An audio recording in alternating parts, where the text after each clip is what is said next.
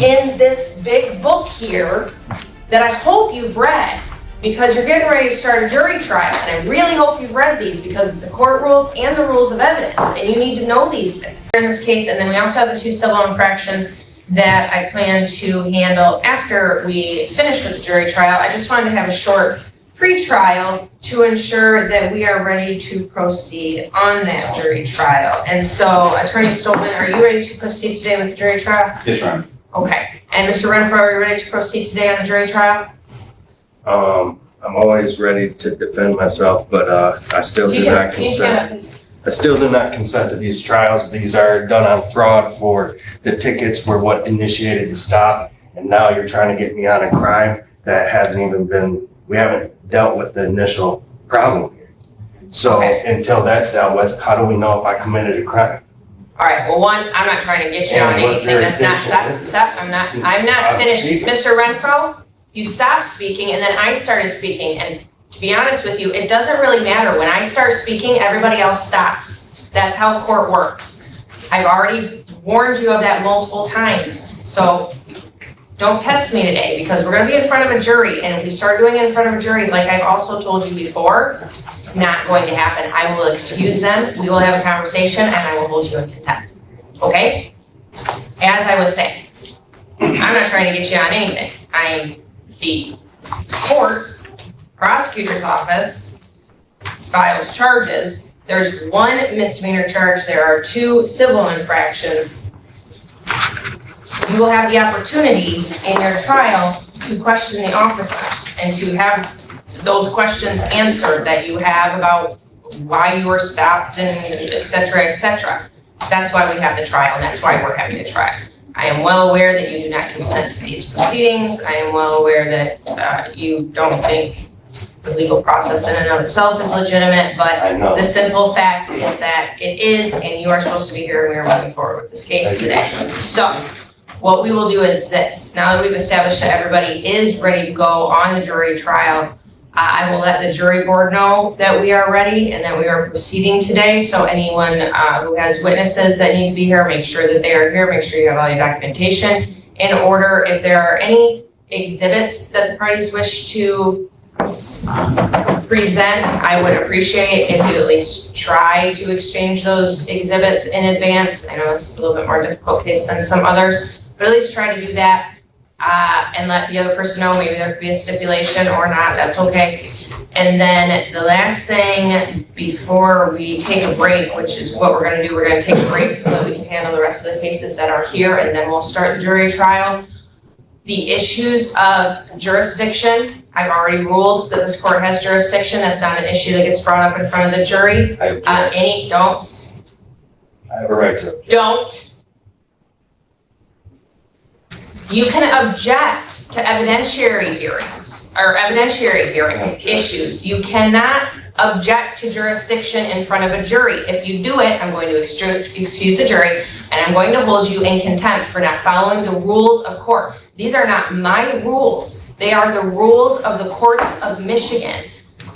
In this big book here that I hope you've read, because you're getting ready to start a jury trial, and I really hope you've read these because it's the court rules and the rules of evidence, and you need to know these things. Because if you don't do it right, I'm not going to give you any leeway on that. We've already talked about this. One more time, Mr. Renfro, are you sure that you do not want to speak to an attorney about this matter before you move forward? I'm sure. Actually, I do not have my discovery for the case. I haven't been able to go over the evidence. It has not been served to me. I do not have the police body cams that I've requested a long time ago. I paid for half of them, have not received them. I've not been able to go through any evidence where they're trying to get me on crimes before. The initial stop was a civil infraction, and somehow bred a crime out of that. It's an unarrestable offense, the civil infraction. You cannot, that's fruit of the poisonous tree. So now we're here on crimes and taking care of the initial problem. So the tickets have to be first, and we're not moving anywhere until we get that clear. And you're in improper jurisdiction, subject matter jurisdiction, and personal jurisdiction. And we're not going to move nowhere until we get this taken care of. I demand this court to vacate these matters I say vacate, you say dismiss. Vacate these matters immediately. Here's where the sovereign citizen argument really collapses. The defendant insists that civil infractions cannot lead to criminal charges and calls the case fraud. But the judge makes it clear. Prosecutors file charges, not the court. Jury trial is the proper place to challenge the stop, the evidence, and the officers not by refusing to participate. Done? One, I've already said that I'm not going to vacate, and dismiss is the right word. I already said that. Two, I've already said that jurisdiction is appropriate. We have subject matter jurisdiction in this matter. We also have personal jurisdiction. Subject matter jurisdiction is because you're in a criminal court in the state of Michigan, and that is what we are dealing with. In fact, it's a misdemeanor, so you're in the right criminal court being district court, so we have just subject matter jurisdiction. We have personal jurisdiction over you because it alleges that this matter happened in Burton, and Burton is in the jurisdiction of the 67th District Court. So we have both personal and subject matter jurisdiction. Those issues are laid to rest. If you want to bring them up again, you can bring them up on appeal. You will not bring them up again in this hearing because we are getting ready to start a jury trial, and those are issues that are not appropriate to bring up in front of the jury.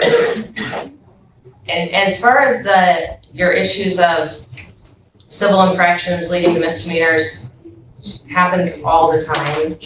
All the time. And it is legitimate as established by our Supreme Court. So you can say that if you want to, but your argument is inaccurate. Once again, Mr. Renfro, your argument is inaccurate. You didn't answer my question. My question was, do you want to speak to an attorney before you move forward? I'm a competent man. It's a yes or no? Lawfully competent man, no. No. The answer is no. All right, I've asked you that question many a times now. I don't feel like I need to ask it to you anymore. You've established very clearly that you're going to represent yourself in this matter, for better or worse. Attorney Stolman, do you have anything that you would like to say in regards to any of the issues that Mr. Renfro has brought up? Judge, I know he has not made a demand for discovery or a request for discovery. I'll give him another copy of the police report. It's the only thing he's asked my office for, another copy. I believe he has made a FOIA request to the city regarding documents. I don't know whether or not that request has been granted, but I don't believe the FOIA request was all relevant to this case. I believe it was for more documents. And I believe, Mr. Renfro, you've stated that on the record previously, that the body cams, or whatever those were, that you FOIA'd them. The prosecutor's office is required to turn over to you all of the evidence that they have and all the evidence that they plan to use, and they have done that. We've had discussions about discovery numerous times. We're not going to delay the trial any longer.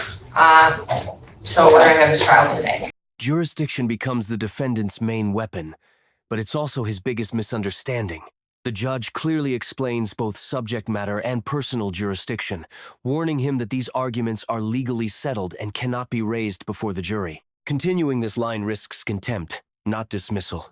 Okay. Judge, we have no exhibits that we're planning to introduce. We're just going to have the testimony of the officer and Mr. Renfro if he chooses. Okay. Are you trying to say something? Is the warrant in here? I don't see the warrant. Or the, This is the second time you've been given those documents. Do you have the warrant from last time? Or the other time I've that asked someone this gave you that? court numerous of times for the discovery. I have to have it to fight in the trial. I have to have the exhibits to be able to see what's going on or the moves that were made to get me in this position. So that Answer the warrant, question, Mr. Renfro. The question was last time when they delivered to you the discovery after you refused it.